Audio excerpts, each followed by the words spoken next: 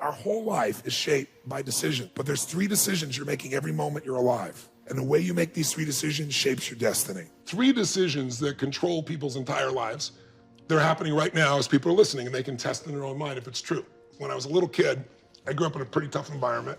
I had 4 different fathers, and we had never had money even for food. I mean, Thanksgiving with no food, and my parents are fighting. It was the worst experience of my life. It was the most crushing experience I felt. I have a younger brother and younger sister. I'm the oldest. So I was trying to keep them from hearing this conversation, and then a miracle happened. Bang on the door. I'm the oldest, they're screaming, so I go answer the door. And I answer the door, and standing there is this giant man. It was this little boy, and he's holding this huge box of food. And beside him on the ground was a black pot with an uncooked turkey in it. And he said, "Is your father home?" And I said, "Just one moment." I was like, this is a gift from God. This is gonna change it all. This is gonna make my mom and dad happy. It's gonna be unbelievable. So I go, my father is screaming at my mother through a closed door to the bedroom door. He goes, "You answer the door." I said, "I did. He's gotta see you." So I kind of teased. I said, "Dad, you gotta come." So he said, "Fine." He made one last yell at her, and he walks to the door, and I'm waiting there, just can't waiting to see his face. And my dad opens the door, and this man's standing there with this big box of food, and my father did not get happy.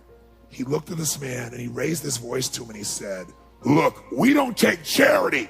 And then he took the door to slam it in the man's face, but the man was a good-sized man. He put his foot there and smacked his foot and bounced back open. He said, Sir, this is not charity. Everybody has tough times. Somebody knows you're having a tough time, and they want you to have a magical Thanksgiving. I'm just the delivery guy." He said, "Please take this." And my father said, "We don't take charity." He went to slam it again, and this time the guy put his shoulder against it so he couldn't do it. And then the guy said something that I'll never forget, and in moments I wished he hadn't said, but he found a way to force my father. He's holding this thing, and he looked at me, and then he looked at my dad, and he said, "Don't make your family suffer because of your ego." Now my dad's level of energy increased, but he was also trapped. So he took the food, slammed it on our table, and slammed the door in the man's face and never even thanked him. And then I thought, years I figured out, our whole life is shaped by decisions. That's what we've talked about today, right? But there's 3 decisions you're making every moment you're alive. And the way you make these 3 decisions shapes your destiny. First decision we're all making every moment is, what are you gonna focus on? I realized that my father's life and my life ended up very different because we made that day 3 decisions very differently.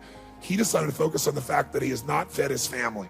If somebody is really stressed out, they're not stressed out for no reason. It's because they're focusing on something that makes them feel stressed.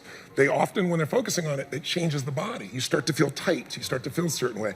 And then they use language like, "I don't know what to do. Why am I so overwhelmed?"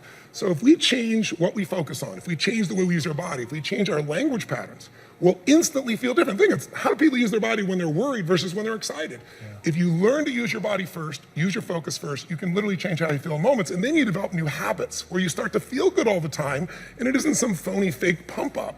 It's literally the way you've conditioned your body. Just like being fit as an athlete, you want to be emotionally fit.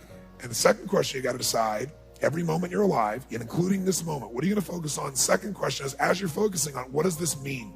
What does it mean? And the bottom line on meaning is, if you think about it, you get to make up the meaning, and most people pick the worst one, don't they?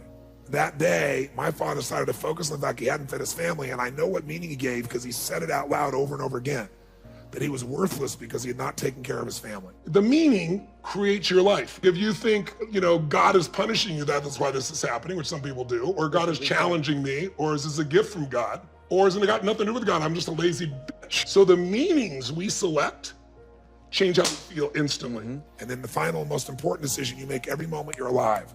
What am I gonna do? What am I gonna do? And I'll tell you what he decided to do. He decided to leave our family shortly thereafter. 3 years ago, he passed away. He died alone. Nobody wanted to be part of it. And my life turned out very different than him. I was the only one to go to his funeral. No one else in the family would go. And I can tell you, right before his death, he got the lesson because he looked at me and he said, "Son," he said, "I was a bastard. I didn't connect with anybody, and look what I'm dying of." But what changed my life was the meaning I gave it. I decided that day that what this means is that strangers care. And if strangers care about me and my family, I decided what I was gonna do is I was gonna care about strangers. And that completely changed my life. I promised myself someday I'd do well enough to do this for other families like was done for me. I realized in that moment that the worst day of my life, my father leaving, had actually been the best day of my life. Because if I hadn't had that experience, I wouldn't be here today. And now because of that, I'm get to live this life. And I have the desire and the drive and the want to give in this way. And so I've really realized that the worst day was the best day, that was God's gift. The gift wouldn't have been there if he would have stayed. I tell you the story for a couple reasons. One is, if you want to change your life, figure out how your worst day was your best day. It'll change everything, because it is if you look for it. If you find the deeper meaning, it is. You know, there's something in you that wouldn't be there without it. The most important decision you can make above any on the face of the earth is deciding that no matter what happens in your life, no matter what happens, you're going to live in a beautiful state. Well, what the hell does that mean? It means that you're not going to suffer. It means a beautiful state is that you're going to be happy, but that's only one. Or you're going to feel creative, or you're going to be passionate, or you're going to be in awe of something, or you're going to feel love. Any state that's a beautiful state is really the core essence of who you are without fear. The decision to say, I am not going to suffer, that if suffering arises, pain's one thing, suffering's another. And the way you suffer is you focus on yourself. Right. Suffering comes when we obsess about ourselves, what we're getting or not getting, what we should have done, what others should have done for us. It's the me game. Your primary core is a giver, which is why you're prospering. You're not the me. You're like, how do I give more, do more, share more, create more? How do we do a better job for our clients? Your entire life is that. That's why you're prospering and you're not feeling suffering. But when you do suffer, and I promise you do, you correct me if I'm wrong, it'll because you're worrying about something in the future.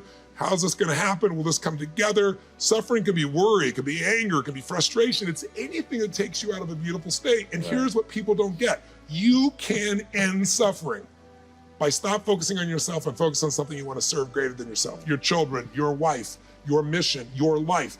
You can get out of it in an instant because the nature of the human mind is to constantly compare things. Life is short. We don't know how short it's going to be. But if you only had a week to live, I bet you wouldn't allow yourself to suffer over a little crap that makes you crazy normally. I think you would probably spend time with those you love. You would do what you love. You'd take awe in a sunset. You'd smell the air. You would take in everything in those final moments that you possibly do. So my thing is, why wait? Right. Why wait? Why not just decide that if I start to suffer, I know the solution, because suffering is me obsessing about me. Here's history and one thought. Good times create weak people. Weak people create bad times. Bad times create strong people. Strong people create good times.